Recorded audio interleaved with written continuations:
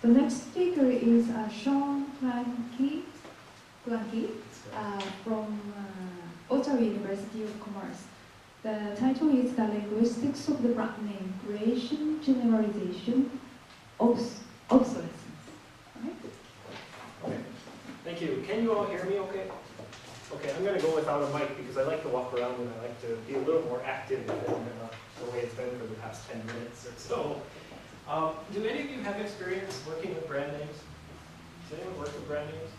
Okay, it just gives me kind of an idea of where I can start with. Okay. Brand names, I became involved in brand names about 15 years ago. And the assumption at that time was that genericization in brand names, the process of brand name becoming generic. And what I mean by that is, for example, in English, Xerox, or Google, or rollerblades, Velcro, Kleenex, all of those things. That process was a combination of marketing and what they call misuse by consumers or by the public. And this misuse concept was a problem for me because what does it mean to misuse language? I have a bit of a problem with that. So I began looking at brand names much more seriously and trying to figure out whether there were some linguistic things going on with brand names. And that led me to a theory which is called genericization theory that I created when I was back as a doctoral student back at the University of Hawaii. And it's been about 10 years since that first book came out. And I'm going back and I'm looking at the theory again and bringing it back up to date. Now, there are some things that you need to know about brand names. Brand names don't, in some ways, function the same way as other parts of language because there is a legal constraint that is behind brand names. All brand names must adhere to a common pattern, okay? And the common pattern is this. It's proper adjective and a common noun. Okay? This is proprietary law in any country where you want to do business internationally. You're going to have to follow the same thing. It goes back to a law called the Madrid Protocol, and before that something called the Lanham Act of 1946 back in the United States. So every brand name that you look at, somewhere behind it is going to have this common noun phrase. Okay, either common noun or common noun phrase. And what this is representative of the semantic class to which that product is said to belong. Okay, so the example I often give, and the example that I gave in the handout, was, you all know Kleenex, right? Kleenex, okay, they're here in Japan. Kleenex and the semantic noun phrase that goes along with this, the noun is tissues. Okay, so that's the class that it belongs. Okay, this is a very productive section right here. Okay, it's not finite. We don't have limits on the number of semantic classes that we can have for legal purposes. Okay, so this is where the linguistics and the legal side sort of get mixed up a little bit.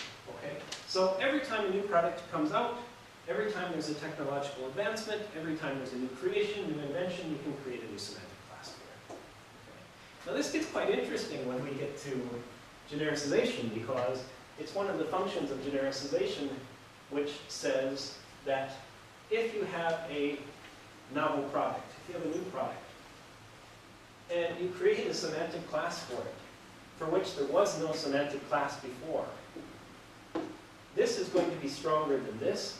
This will move right over and take over, okay, in genericization. It was the first hypothesis that I put into the theory. It was a hypothesis of novelty, okay? So, we see this again and again and again and again, okay, with brand names. A good example of this is Velcro. You know Velcro? Two sides that stick together on your shoes. Okay.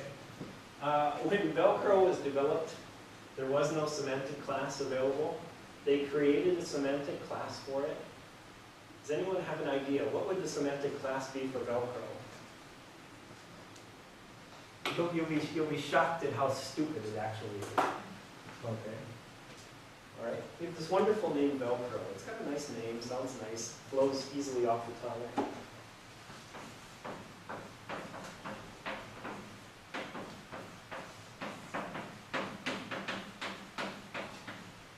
Hook and loop fasteners. Okay.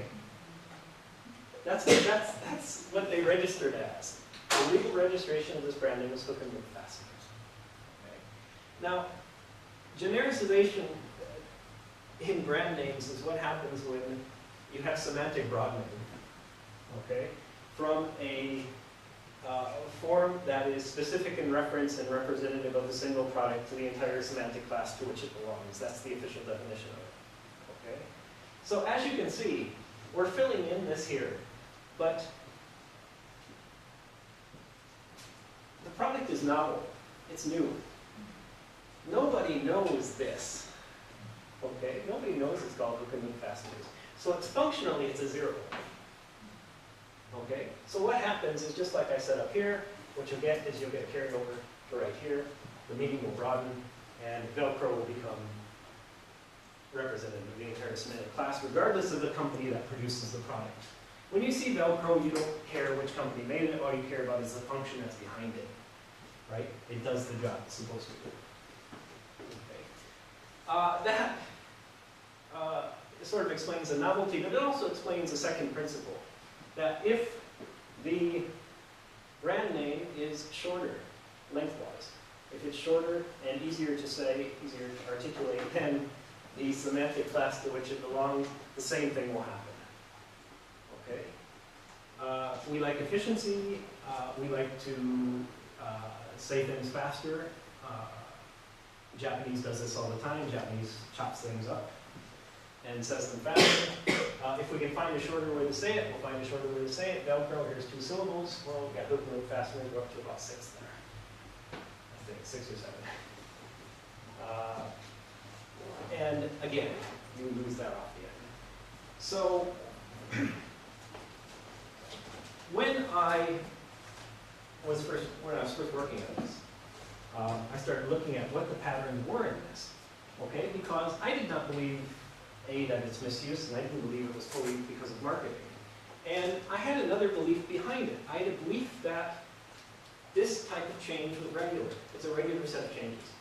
Okay? And if we could discover what those changes are, we might be able to, A, say something important about brand names that hadn't been said before, because nobody studied brand names in linguistics. Okay? Even today, 15 years later, the number of people working on brand names in linguistics I can count on 2 hands. In Japan, there are 2 of us that I know of. Seriously, me and a professor at Meiji Dai, okay, who work on these things. I know 1 in America. I know a handful of others. The onomastic societies, there are very few. Okay. Everyone assumed that these were random changes. Okay, that they didn't happen with regularity. And the second thing that was interesting about this is that people assumed that not only are these things regular, but they also assume that there's not much available that we can learn here. And there's quite a bit to that. I'll say it more in a minute. I want to get ahead to a different point. So how does this work in reality? Okay, and you see from the 2 tables that you have on your pages, you can see that we look at genericization in writing, and we look at genericization in speech, because we have a slight difference between the 2 of them. Okay, in writing, we begin to see genericization occur with the drop of the majuscule. Okay, so it's a bit of an orthographic thing going on, and what we get. I can take you through it very fast.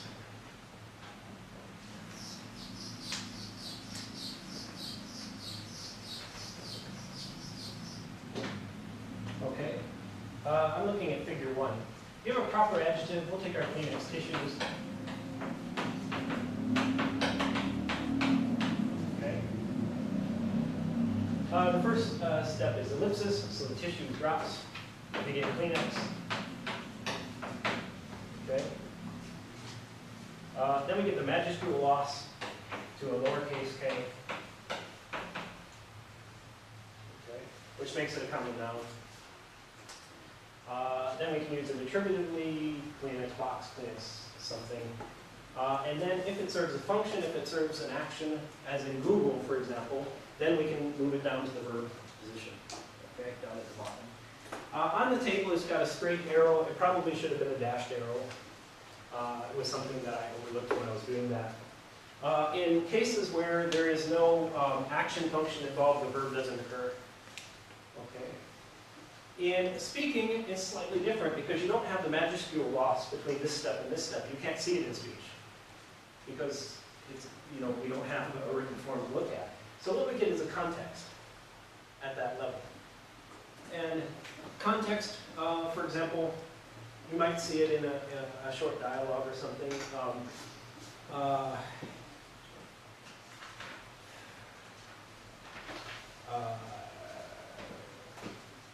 trying to think of a good example. Can I get a Coke, please? Okay, can I get a Coke? Okay. And someone says,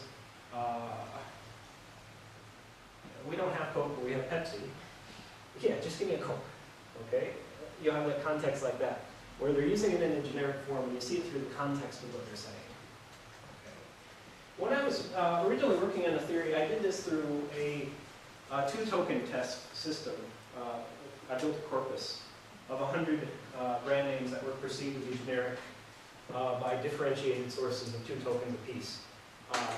Most often off of blogs. I pulled them off of blogs, which is unedited, normally unedited speech. And we built a corpus out of that. On the theory itself, of the 100 brand names that I looked at, 99 of them performed according to the patterns. Exactly according to the patterns. There was one brand name that didn't, there was one anomaly, and that was Dayglow. Okay? Dayglow is a company that represents fluorescent colors. Okay? And Dayglow was missing a step. And it was missing a step down at the common noun level, okay, after the majuscule drop. And what I discovered was that it wasn't really a problem for the theory that I was working in because, just because something doesn't exist doesn't mean it can't exist. Okay, there was nothing there that was violating the rule. It just hadn't filled the category yet. Native speakers hadn't found a use for the common noun phrase, Dayglow, yet. Okay, at least in the data that I was looking at. But it could skip down to the other functions, and that was fine. So it didn't cause much of a problem for the theory. Okay. I've told you about 3/4 of the theory. There was one other thing that was called the single association hypothesis. And the single association hypothesis simply meant that for a brand name to become generic, it had to represent a single product. It could not represent a line of products because there's no single association to attach for genericization to occur. Okay? This is why we see brand names like Coke and Kleenex, but we don't see brand names like Kenzo. Okay? Kenzo does clothing, does fragrances, does all kinds of things. You can't attach a single association to that. Okay? For a brand name to become generic, you must have a single association. Okay? That was the 4th hypothesis of the theory at the time. Now, why does this matter in linguistics? Because in language change, one of the traditional problems, in semantic change, one of the traditional problems of semantic change was the actuation problem. Okay? Does anyone know the actuation problem? How change begins. Okay. What causes it? I can read the quote from 1968 to you real quick. The quote is from Weinreich, Lebov, and Herzog, 1968. The overall process of linguistic change may involve stimuli and constraints both from society and the structure of language. The difficulty of the actuation riddle is evident from the number of factors which influence change. It is likely that all explanations to be advanced in the near future will be after the fact. Okay? Well, the actuation problem, and I just have a couple of minutes left, the actuation problem is about how changes occur and how we look at change. And what I believe, with brand names is if you understand how the theory of genericization works, and you have a visible actuation date. All brand names are registered. That means we have a date that we can say, the name came into the language on this day. Genericization occurs almost immediately. So we have some way of actually looking at the actuation of change in brand names that we don't have for other parts of the language because we don't know when those things came into the language. But we do have this arbitrary constraint that creates this date for us. And that's important because it begins to not only give us evidence of when the changes started, but it also gives us the opportunity to possibly predict change. And that's important because predicting what forms are likely to change can give us something that we don't see in a lot of other places in language. Okay, and that predictability is something that I think I'm going to continue to work on and continue to look into this. Now, I mentioned obsolescence. Obsolescence is simply the dying of the brand names. And brand names do die, including generic brand names. Okay, generic brand names die as the technology changes, for example. Okay, and as new technology comes on, older technology disappears. Mimeograph is a good example. Mimeograph was prior to the Xerox. It was the old ink on paper type of thing. And Xerox came along, it displaced that, and now we talk about Xerox, and I talk about Xerox generically. To me, it's a generic form, and eventually something will replace that form, and we'll get a new form. So that's sort of how it happens with brand names. As they become no longer viable in the language, they just disappear like any other part of the language. Okay. What else would I like to say about that? I think I'm going to end my talk at that point, and I know I went quite quickly through this. I apologize for that. I sort of shortened a much longer presentation into a shorter one. Where is this research going to go next? I can talk about briefly. I mentioned at the bottom of my handout that I'm starting to look at hybrid names.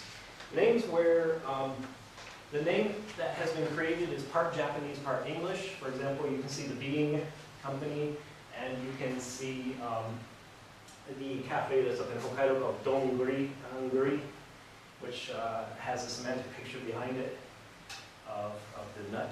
And I'm looking at those, and I'm also looking at other forms of brand names which have been created a bit differently. Okay, I mentioned sangria's kore oolong cha. I was very surprised when I saw this example because here's a demonstrative that's being used as a brand name, as a registered brand name, which normally is illegal under proprietary law. But somehow, because sangria is the parent company of it, I guess it's supposed to be sangria kore. But I need to look at that in a bit more of an example. But when you're in Lawson's and you see that, take a look at that because that's really quite an unusual brand name. Brand names, let me close by saying brand names are an area that I wish more people would take a look at. They tend to be on the periphery of language, but they're such an important part of our daily life. We're bombarded with brand names. Everything around us is branded. When you walk back to the train station tonight, you are going to literally see hundreds of brand names. Now, most of them are taken in passively. But a lot of them, I mean, we see them and we notice them and we say, oh, this is made by whoever made this. And it does have an impact on us. But the fact that they're within linguistics, there are so few people working on them. They're working on naming in general and onomastics in general. It's still quite a surprise to me, even after 15 years of working on this research. So, that's my cheer for people working on brand names, and I hope some of you might in the future take a look at them. Okay, let me end it there. Thank you very much. I look forward to your questions.